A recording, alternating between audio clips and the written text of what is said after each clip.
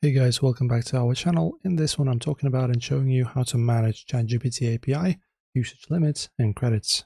Okay, so to log in into platform openai.com to this particular address, and of course, make sure to log in. Then select your target organization workspace and click project settings followed by limits. So in here, you go into usage, and here you can see all of your total spend.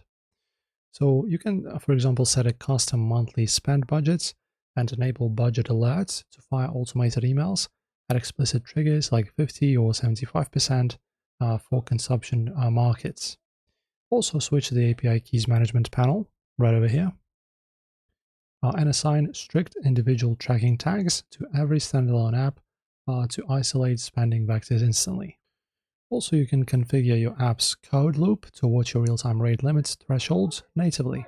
So every successful inference call transmits critical structural system metrics inside the HTTP response metadata framework.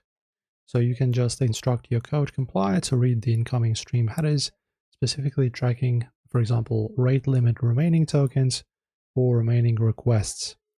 If these parameters drop dangerously close to zero, you can force your program to pause and execute an exponential back-off loop.